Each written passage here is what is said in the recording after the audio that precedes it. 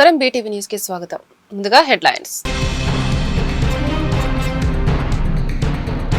ఆదాయార్జన శాఖలపై సమీక్ష నిర్వహించిన AP CM Chandrababu.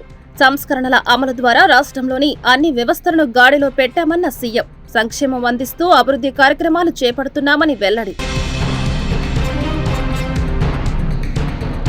కూటమి నేతలపై తీవ్ర వ్యాఖ్యలు చేసిన మాజీ మంత్రి పేర్ని నాని.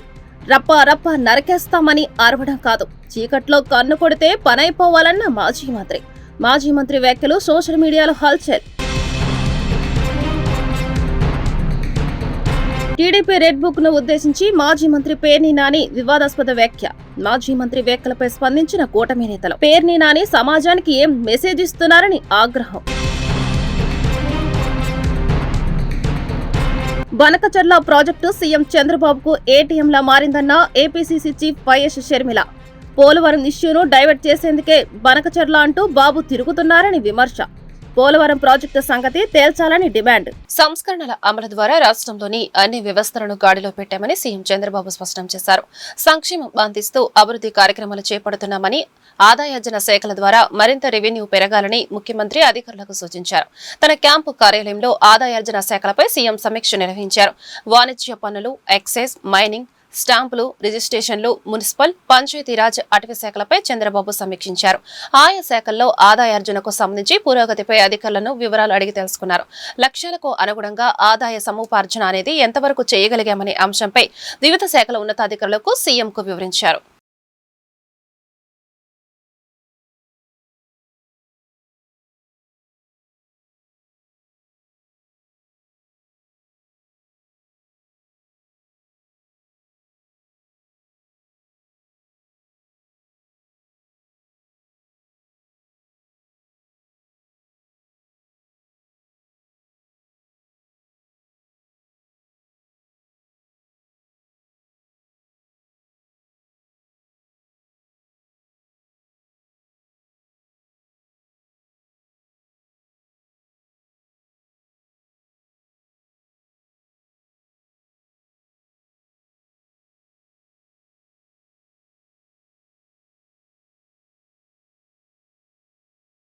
మాజీ మంత్రి పేర్ని నాని కూటమి నేతలపై తీవ్ర వ్యాఖ్యలు చేశారు. మంత్రి లోకేష్ రెడ్ బుక్ అంటుంటే వైసీపీ కార్యకర్తలు ఎన్నిసార్లు రప్ప రప్ప అని అంటారని ఫైర్ అయ్యారు. చీకట్లో కన్ను కొడితే పనైపోవాలన్నారు. రప్ప రప్ప నరికేస్తామని అరవటం కాదు, ఇంకా అదే పనా? చీకట్లో చేయాల్సిన పనులు పట్టపగలు అసహ్యంగా ఏంటిది? రాత్రికి రాత్రి అంతా జరిగిపోవాలి. ఇప్పుడు తప్పుడు వేషాలు వేస్తున్న వారిని రేపు మన ప్రభుత్వం వచ్చాక కరిచేయాలి అన్నారు. దాన్ని ఎవరికైనా చెప్పాలా? ఆ తర్వాత ఏం జరిగిందో తెలియనన్నట్లుగా పరామర్శించాలని కృష్ణా జిల్లాలో వైసీపీ కార్యకర్తలతో భేటీలో మాట్లాడారు. చెప్పి నరకడం కాదు, చెప్పకుండా నరికేయాలని కార్యకర్తలను ఉద్దేశించి ప్రసంగించారు. కాగా పేర్ని నాని చేసిన కామెంట్స్ ఇప్పుడు సోషల్ మీడియాలో వైరల్ గా మారాయి. 2.0 మన గవర్నమెంట్ రేపు గవర్నమెంట్ వస్తే మీకే ప్రధాన మీరు కూడా చెడిపోయి చివరికి ఆ లోకేష్ గారిలాగా మీరు కూడా చెడిపోయి ఆడు ఎర్ర బుక్ అంటాడు, నువ్వు రప్ప రప్ప అంటావు. ప్రజల దగ్గరికి వెళ్ళేది అధికారం కోరుకునేది రప్ప రప్ప కోసమా?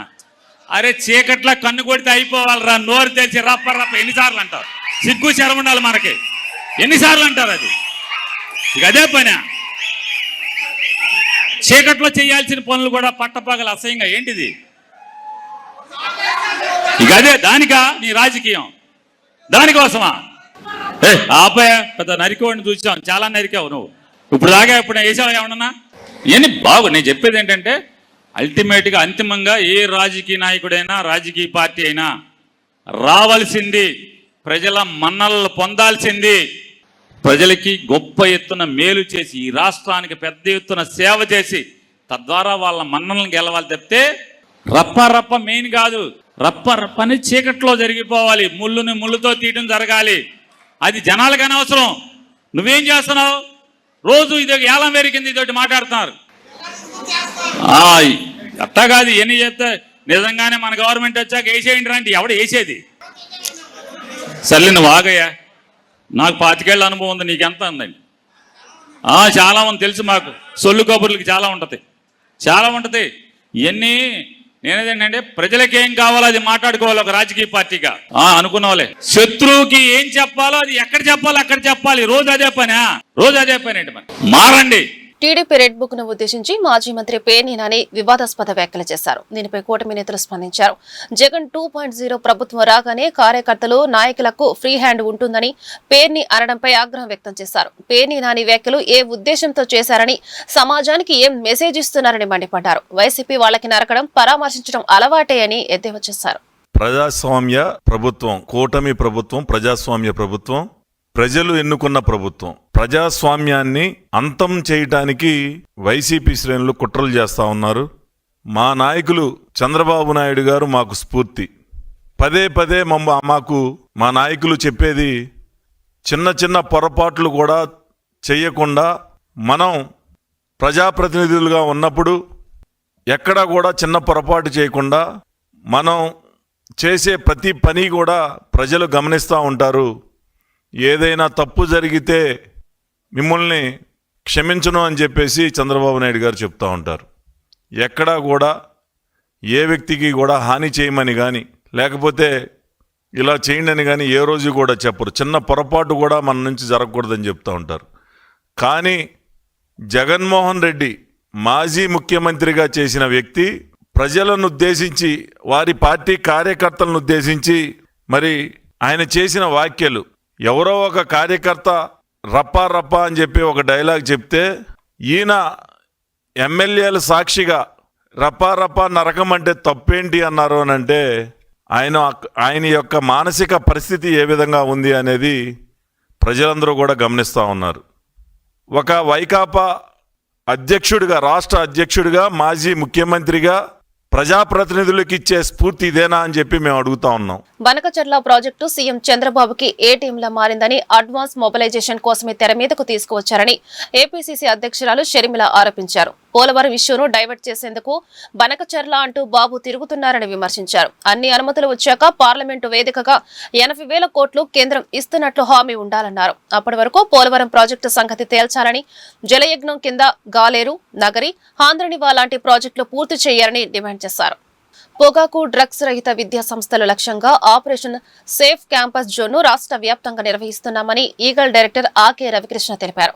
రాష్ట్ర వ్యాప్తంగా ఇప్పటివరకు సుమారు 6,000 పాన్ షాపులు, రిటైల్ షాపులు తనిఖీలు చేయడం జరిగిందని, 7.5 లక్షల రూపాయల జరిమానాలు విధించామని చెప్పారు. డ్రగ్స్ రహిత ఆంధ్రప్రదేశ్ కోసం ఈ కార్యక్రమాన్ని మొదలుపెట్టామని అన్నారు. ఈ ఆపరేషన్ ఇంకా కొనసాగుతుందని, భవిష్యత్తులో మరిన్ని ఆపరేషన్లు చేపడతామని తెలిపారు. విజయవాడ పిన్నమనేని పాలీక్లినిక్ రోడ్లోని సిద్ధార్థ ఫార్మసీ కళాశాల, నలంద విద్యానికేతన్ స్కూల్కు 100 మీటర్ల లోపు ఉన్న పాన్ షాపులు, రీటైల్ షాపులను EAGLE director Ake Ravikrishna, deputy police commissioner KGV Saritha తనిఖీ చేశారు. గుట్కా, ఖైనీ, సిగరెట్లు వంటి పొగాకు ఉత్పత్తులు విక్రయించడానికి గుర్తించారు. విద్యా సంస్థలకు 100 మీటర్ల లోపు పొగాకు ఉత్పత్తులు అమ్మకూడదని వ్యాపారులను హెచ్చరించి వారికి జరిమానాలు విధించారు. ఈ సందర్భంగా ఈగల్ డైరెక్టర్ ఆకే రవికృష్ణ మాట్లాడుతూ, రాష్ట్ర డీజీపీ ఆదేశాల మేరకు రాష్ట్ర వ్యాప్తంగా ఆపరేషన్ సేఫ్ క్యాంపస్ జోన్ను పోలీస్, ఈగల్ బృందాలు సంయుక్త ఆధ్వర్యంలో నిర్వహిస్తున్నామని చెప్పారు. పొగాకు ఉత్పత్తులు ఎక్కడ అమ్మకూడదు అనేది చట్టంలోని సెక్షన్ 6(b)లో స్పష్టంగా పొందుపరచడం జరిగిందన్నారు. పాఠశాలలు, కళాశాలలు, విశ్వవిద్యాలయాలకు సుమారు 100 మీటర్ల లోపు ఎక్కడ పొగాకు ఉత్పత్తులను అమ్మకూడదని చెప్పారు. పొగాకు తాగి కొంతమంది పిల్లలు చెడిపోవడం, గంజాయి, డ్రగ్స్ వంటి ఇతర మత్తు పదార్థాలకు కూడా అలవాటు పడుతున్నారని అధ్యయనాల్లో తేలిందన్నారు. ఆపరేషన్ సేఫ్ క్యాంపస్ జోన్ కార్యక్రమంలో ఉపాధ్యాయులు, అధ్యాపకులు పాల్గొనాలని, విద్యా సంస్థలకు దగ్గరలో ఎక్కడైనా పొగాకు ఉత్పత్తులు అమ్ముతుంటే 197కు సమాచారం ఇవ్వాలని కోరారు. జిల్లా పోలీసులు కూడా ఈ డ్రైవ్లో పెద్ద ఎత్తున అవగాహన కార్యక్రమం నిర్వహిస్తున్నారని చెప్పారు. గౌరవ డీజీపీ గారి ఆదేశాల మేరకు రాష్ట్ర వ్యాప్తంగా ఆపరేషన్ సేఫ్ క్యాంపస్ జోన్ ప్రారంభించడం జరిగింది. రాష్ట్ర పోలీసులు, ఈగల్ బృందాలు కలిసి ఈ ఆపరేషన్లో పాల్గొంటున్నాయి. గత వారం రోజులుగా సుమారుగా 6,000 పాన్ షాప్స్, రిటైల్ అవుట్లెట్స్ మీద తనిఖీలు చేయడం జరిగింది. ప్రత్యేకంగా వాళ్ళకి హెచ్చరికలు కూడా జారీ చేయడం జరిగింది. సుమారుగా 7.5 లక్షల రూపాయల ఫైన్ అమౌంట్ కూడా వాళ్ళకి ఇంపోజ్ చేయడం జరిగింది. ప్రత్యేకంగా మనకి కోట్పా చట్టం అని ఉంటుంది. పొగాకు ఉత్పత్తులన్నీ కూడా ఎక్కడ అమ్మకూడదు అనే దానికి స్పష్టంగా సెక్షన్ 6(b)లో పొందుపరచడం జరిగింది. విద్యా సంస్థలు, పాఠశాలలు, విశ్వవిద్యాలయాలు వాటిల్లోని సుమారుగా 100 మీటర్ల దగ్గరలో ఎక్కడా కూడా ఈ పొగాకు ఉత్పత్తులు అమ్మకూడదు. ప్రత్యేకంగా పొగాకు ఉత్పత్తుల్ని gate way of drug abuse అంటారు. పొగాకు తాగి కొంతమంది పిల్లలు చెడిపోవడం, తర్వాత వాళ్ళు గంజాయి ఇతరత్ర డ్రగ్స్ కూడా అలవాటు పడడం అనేది అధ్యయనాల్లో తేలింది. ప్రత్యేకంగా ఈ కార్యక్రమంలో ప్రతి ఉపాధ్యాయులు మొత్తం అందరూ కూడా దీంట్లో పాల్గొవాలని, అందరూ కూడా మీ స్కూల్స్ కాలేజెస్ దగ్గరలో ఎక్కడైనా సరే 100 మీటర్ల పరిధిలో ఈ పొగాకు ఉత్పత్తులు కానీ అమ్ముతుంటే ఇంకా ఖచ్చితంగా 1972 సమాచారం ఇవ్వాలని కోరుతున్నాం. అదేవిధంగా జిల్లా పోలీసులు వాళ్ళందరూ కూడా ప్రత్యేకంగా ఈ డ్రైవ్స్లోని పెద్ద ఎత్తున వాళ్ళు అవగాహన సదస్సులు కండక్ట్ చేస్తున్నారు. అదేవిధంగా ఈరోజు ఇక్కడ విజయవాడలోని ఈ కొన్ని విద్యా సంస్థల దగ్గరలోని ఉన్న పాఠశాలలు కూడా తనిఖీ చేయడం జరిగింది. విద్యార్థుల బంగారు భవిష్యత్తుకు ఎన్జీఓల భాగస్వామ్యం కూడా ఎంతో అవసరమని సెంట్రల్ ఎమ్మెల్యే బోండా ఉమా అభిప్రాయపడ్డారు. ప్రజా ప్రగతి స్వచ్ఛంద సంస్థ ఆధ్వర్యంలో విద్యార్థులకు స్కూల్ కిట్ల పంపిణీల కార్యక్రమంలో ఆయన పాల్గొన్నారు. ఈ సందర్భంగా స్వచ్ఛంద సంస్థ సభ్యులను ఆయన అభినందించారు.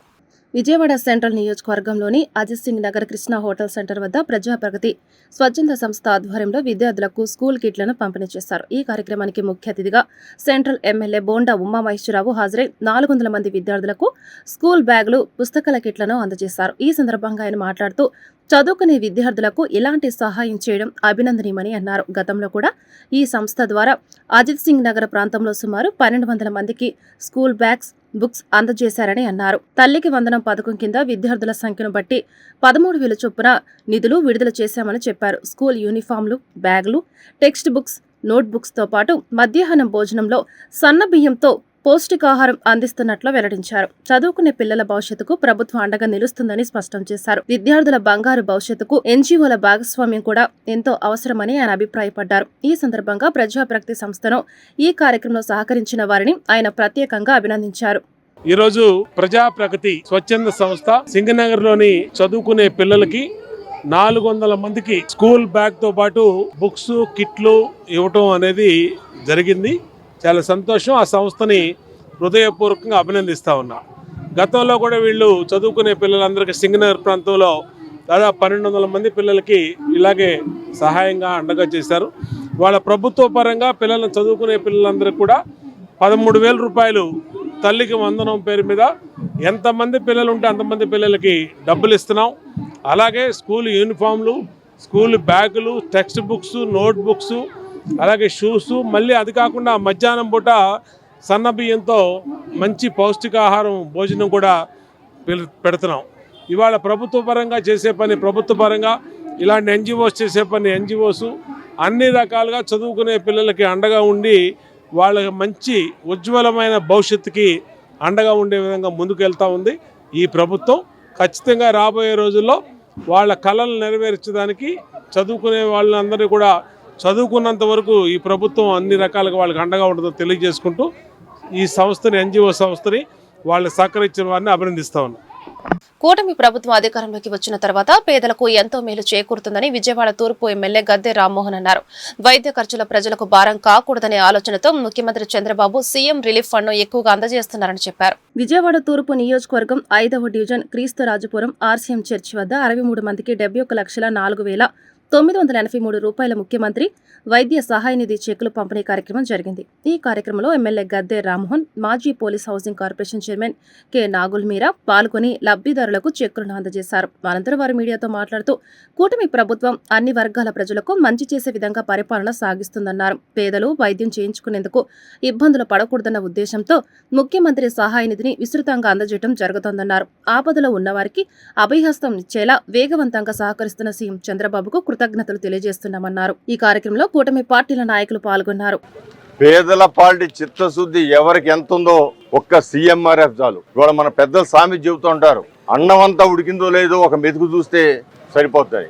ఇవాళ ముఖ్యమంత్రి సహాయ నిధి అనేది ఎంతో ఇబ్బందికరమైన పరిస్థితుల్లో హాస్పిటల్కి వెళ్ళి ఆ రోజున పేషెంట్ కొన్ని ఇబ్బందులను బట్టి అయ్యే ఖర్చు అప్పు సొప్పు తీసుకొచ్చి తన కుటుంబ సభ్యులు బతికించుకోవాలనే ఉద్దేశంతో వాళ్ళు అనేకమైన బాధలతో ట్రీట్మెంట్ చేయించుకుంటే దానికి ప్రభుత్వం బాధ్యతగా పేదవారికి వాళ్ళు అయిన ఖర్చులో ఎంతో కొంత ఇచ్చి మీ కష్టాల్లో మేము కూడా పాలు పంచుకున్నామని వాళ్ళకి ధైర్యం చెప్పాల్సిన సందర్భం ఈ ముఖ్యమంత్రి సహాయ నిధి నుండి వస్తుంది. నారా చంద్రబాబు నాయుడు గారు 1995లో ముఖ్యమంత్రి అయిన దగ్గర నుంచి కూడా ఇలాంటి కార్యక్రమాలకి 30,000, 20,000, 10,000 అవసరాన్ని బట్టి ఇచ్చిన సందర్భాన్ని ఒకసారి గుర్తు చేసుకుంటూ 2014-19లో ప్రతి ఒక్కరికి కూడా వాళ్ళకి ఒరిజినల్గా అయిన బిల్లుల్లో మెజారిటీ భాగం ముఖ్యమంత్రి సహాయం అందించే కార్యక్రమం ఆయన చేపట్టారు. ప్రెస్ క్లబ్ ద్వారా మీడియా వారికి వారి కుటుంబ సభ్యులకు ఉచిత క్యాన్సర్ నిర్ధారణ పరీక్ష నిర్వహించడం శుభ పరిణామమని సెంట్రల్ నియోజకవర్గ శాసనసభ్యులు బోండా ఉమామహేశ్వరరావు పేర్కొన్నారు. కూటమి ప్రభుత్వం ప్రజారోగ్యానికి పెద్దపీట వేసి 149 వైద్య సేవలను ఆరోగ్యశ్రీ ద్వారా ప్రభుత్వం ప్రజలకు అందిస్తోందని వెల్లడించారు. మీడియా మిత్రులు Basavatarakam Indo American cancer hospital అందిస్తున్న అవకాశాన్ని సద్వినియోగం చేసుకోవాలని సూచించారు.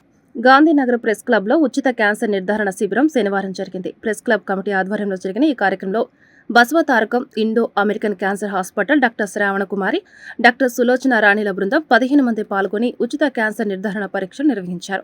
ఈ కార్యక్రమానికి ముఖ్య అతిథిగా సెంట్రల్ ఎమ్మెల్యే బోండా ఉమామహేశ్వరరావు హాజరై వైద్య శిబిరాన్ని ప్రారంభించారు. ఈ సందర్భంగా ఎమ్మెల్యే మాట్లాడుతూ ఆంధ్ర, తెలంగాణలో అత్యంత ప్రతిష్టాత్మకమైన బసవతారకం క్యాన్సర్ హాస్పిటల్ లాభం కోసం కాకుండా సేవాభావంతో రాష్ట్రంలో అనేక చోట్ల మెగా మెడికల్ క్యాంప్ నిర్వహిస్తూ ఉచితంగా టెస్టులు చేస్తున్నారన్నారు. ప్రెస్ క్లబ్ ద్వారా మీడియా వారికి వారి కుటుంబ సభ్యులకు ఉచిత క్యాన్సర్ నిర్ధారణ పరీక్ష నిర్వహించడం శుభ పరిణామమని ఈ కార్యక్రమాన్ని తలపెట్టిన ప్రెస్ క్లబ్ కమిటీ వారిని అభినందించారు. ఈ అవకాశాన్ని మీడియా మిత్రులు, పాత్రికేయులు సద్వినియోగం చేసుకోవాలని కోరారు. ప్రెస్ క్లబ్ సమస్యలు పరిష్కరిస్తారని, ప్రెస్ క్లబ్ అభివృద్ధికి కృషి చేస్తానని చెప్పారు.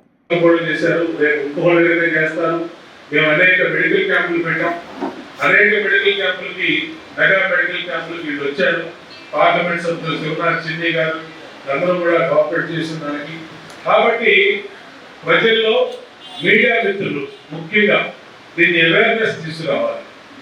ఇలాంటి మెడికల్ క్యాంపులు ప్రజల కోసం పెట్టినటువంటి ప్రజలు ఉపయోగించుకోవాలి.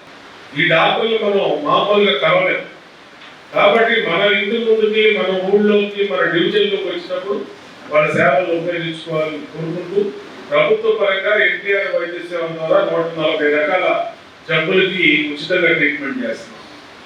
ఇలాంటి పెద్ద పెద్ద హాస్పిటల్స్, టాటా మెమోరియల్ క్యాన్సర్ కానీ వైజాగ్లో వీళ్ళందరూ కూడా ఉన్నారు. వీళ్ళందరూ కూడా నాన్ ప్రాఫిటబుల్ ఆర్గనైజేషన్ కాబట్టి ఎన్నిటిని మనం ఉపయోగించుకొని మన ఆరోగ్యాన్ని కాపాడుకుంటూ మన కుటుంబాన్ని జాగ్రత్తగా చూసుకోవాల్సిన అవసరం ఉంది. మరొకసారి మన జర్నలిస్టులు, నాయకుల్ని, అసోసియేషన్ని, వాళ్ళ ఆర్గనైజేషన్స్ హృదయపూర్వకంగా అభినందిస్తూ ఈ నియోజకవర్గ శాసనసభ్యుడిగా ఇందాక జయరాజ్ గారు చెప్పారు, ఈ ప్రెస్ క్లబ్ రెనోవేషన్, ఈ ప్రెస్ క్లబ్ ఇష్యూస్ వాటి మీద దృష్టి పెడతాం. అలాగే మా పాత్రికేయ మిత్రులు, పాత్రికేయ పెద్దలకి ఎప్పుడు కూడా అండగా ఉంటామని తెలియజేసుకుంటూ సెలవు తీసుకుంటాం. 100 సంవత్సరాల చరిత్ర కలిగిన భారత కమ్యూనిస్టు పార్టీ విజయవాడ నగరపాలక సంస్థ అధికార పక్షంగా 2 సార్లు వ్యవహరించిందని సిపి నగర కార్యదర్శి జి కోటేశ్వరరావు వెల్లడించారు. ప్రజలపై అధిక భారాలు మోపకుండా ప్రజా సమస్యలు పరిష్కరిస్తూ ప్రజారంజక పాలన అందించిన ఘనత సిపిఐ పార్టీకి చెందుతోందని స్పష్టం చేశారు. భారత కమ్యూనిస్టు పార్టీ నగర మహాసభలను ఈ నెల 16, 17 తేదీలలో నిర్వహించుకుంటోందని చెప్పారు. సిపి నగర కార్యదర్శి జి కోటేశ్వరరావు మీడియా సమావేశం నిర్వహించారు. దాసరి భవన్లో జరిగిన ఈ సమావేశంలో ఆయన మాట్లాడుతూ 100 సంవత్సరాల చరిత్ర కలిగిన భారత కమ్యూనిస్టు పార్టీ నిరంతరం ప్రజా సమస్యలపై స్పందిస్తూ పరిష్కారానికి కృషి చేస్తుందన్నారు. గతంలో 2 పర్యాయాలు నగరపాలక సంస్థ అధికార పక్షంగా ప్రజారంజక పాలనను మేయర్లు టి వెంకటేశ్వరరావు, లంకా గోవిందరాజులు అందించారన్నారు. ప్రజా సమస్యలపై పోరాటం చేస్తున్న సిపిఐ నగర పార్టీ 24వ మహాసభలు జరుపుకుంటుందన్నారు. 16వ తేదీన వందలాది మంది కార్యకర్తలతో కళాక్షేత్రం నుండి లెనిన్ సెంటర్ వరకు ర్యాలీగా వెళ్లి మహాసభ నిర్వహించుకుంటున్నామన్నారు. 17వ తేదీ సింగ్నగర్లోని గుజ్జుల సరళదేవి కళ్యాణ మండపంలో ప్రతినిధుల సభ జరుగుతోందని, ఈ కార్యక్రమాలకు నాయకులు, కార్యకర్తలు పెద్ద ఎత్తున పాల్గొని జయప్రదం చేయాలని కోరారు. 100 సంవత్సరాల భారత కమ్యూనిస్టు పార్టీ విజయవాడ నగరంలో 2 పర్యాయాలు నగరపాలక సంస్థలో పాలకపక్షంగా వ్యవహరించి కామ్రేడ్ టి వెంకటేశ్వరరావు గారి నాయకత్వంలో 81, 86 సంవత్సరాల్లో, 95, 2000 సంవత్సరాల్లో 2 పర్యాయాలు విజయవాడ నగరపాలక సంస్థ పాలకపక్షంగా ప్రజలకి చేరువయ్యి కొండ ప్రాంతాలు, దిగువ ప్రాంతాలు ప్రజల యొక్క మౌలిక సదుపాయాల కల్పనలో కమ్యూనిస్టు పార్టీ యొక్క పాత్ర అమోఘమైనటువంటి పాత్ర. ప్రజలపైన ఎటువంటి భారాలు వేయకుండా ప్రజలకి ఇబ్బంది లేనటువంటి పద్ధతిలో పాలకపక్షంగా ప్రజా సమస్యల మీద మా ప్రజల యొక్క ఇబ్బందులను గమనించి ఆ వైపుగా చేసినటువంటి కమ్యూనిస్ట్ పార్టీ మేయర్లుగా కామ్రేడ్ టి వెంకటేశ్వరరావు గారు, లంకా గోవిందరాజులు గారు మేయర్లుగా వ్యవహరించారు. అదే పద్ధతిలో విజయవాడ నగర కమ్యూనిస్టు ఉద్యమ నాయకులు ఎమ్మెల్యేలుగా కామ్రేడ్ తమ్మిన పోతరాజు గారు, ఉప్పలపాటి రామచంద్రరాజు గారు, కాకర్లపూడి సుబ్బరాజు గారు, షేక్ నాసరవల్లి గారు వీరు ఎమ్మెల్యేలుగా, విజయవాడ నగర కమ్యూనిస్ట్ పార్టీ నాయకులుగా ప్రజా సేవలో నిమగ్నమై ఎమ్మెల్యేలుగా తమ వంతు పాత్ర నగర సమగ్రాభివృద్ధికి నిర్వహించారు అన్నాడు.